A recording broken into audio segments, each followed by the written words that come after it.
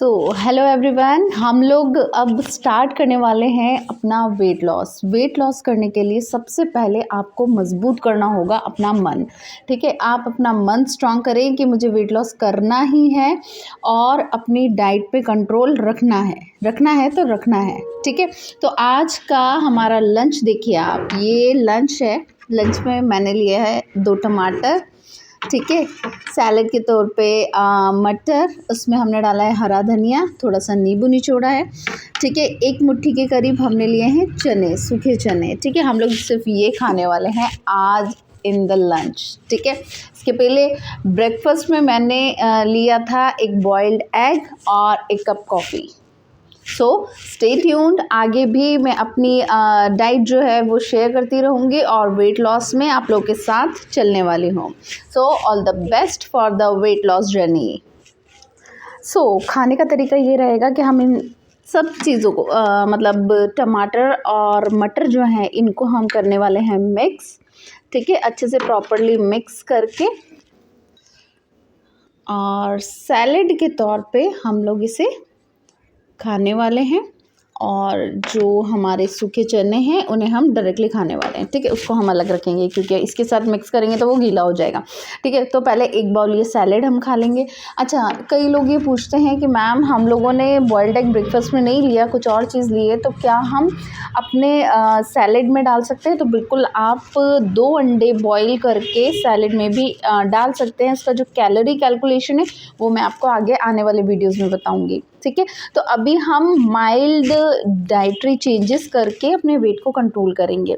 ठीक है, अगर आपको भूख लगती है, फॉर एग्जांपल जैसे लंच लेने के 2 घंटे बाद आपको भूख लगना स्टार्ट होती है, तो आप जो वाइट कलर के मुरमुरे आते हैं, ठीक है, मुरमुरे आप 1 मुट्ठी खा सकते हैं, या फिर ये जो चने होते हैं इन्हीं को इंटेक कर सकते हैं आप 4-5 बजे के आसपास। ठीक है, और इवनिंग में हमें क्या लेना है, कौन सी टी पीनी है या कौन सा ड्रिंक लेना है हमें, वो चीज़ें मैं आपको सजेस्ट करूँगी। मॉर्निंग ड्रिंक के तौर पे क्या क्या ले सकते हैं उसका वीडियो मैं डाल चुकी हूँ। इवनिंग ड्रिंक्स के बारे में भी मैं आपको आगे आने वाले वीडियोस में बताने वाली हूँ।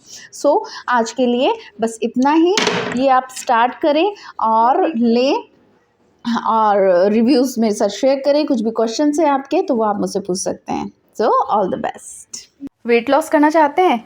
इंटरमिटेंट फास्टिंग के बारे में तो सुना होगा। बहुत बेसिक कॉन्सेप्ट आपको बताती हूँ। बेसिक कॉन्सेप्ट आपका ये है कि आपको इंटरमिटेंट फास्टिंग स्टार्ट करनी है तो आप एक डायरी बना लें, उसमें अपना डेली का जो फर्स्ट बाइट या फर्स्ट सिप आपने लिए, जैसे मान लीजिए सुबह 7 बजे आपने चाय पी है, ठीक है, तो वो 7 बजे 7 AM पर एक टी, ठीक है, 1 कप ऑफ टी आपने कंज्यूम किया है, वो आप उसमें एंटर कर दें। और लास्ट बाइट आपने अपने मुंह में कब डाली, ठीक है, क्या चीज़ खाया है आपने या पिया है आपने, लास्ट वो चीज़ आप उसमें नोट डाउन कर दें।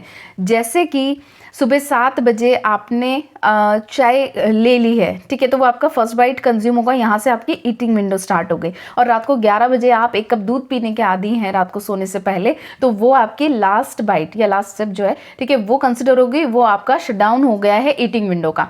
ठीक है, तो ये पूरा आपका 15 घंटे का ईटिंग विंडो हो गया है। जबकि अगर आप अच्छा वेट लॉस करना चाहते हैं तो स्टार्टिंग में 12 घंटे की ईटिंग विंडो और फास्टिंग विंडो रखें, ताकि आपका वेट लॉस बहुत हेल्दी तरीके से हो और बिना शरीर को नुकसान पहुंचाए हो। आप खुद महसूस करेंगे कि कितनी जल्दी आपके अंदर स्फूर्ति आने लगेगी, एनर्जी आने लगेगी और आपका आलस उड़न छू हो जाएगा। चीज़ का फ़ायदा हमें तब मिलता है जब हम किसी चीज़ के लिए कंसिस्टेंट रहते हैं, ठीक है, और रिलीजियसली उस चीज़ को फॉलो करते हैं। दोनों ही चीज़ बहुत ज़रूरी है।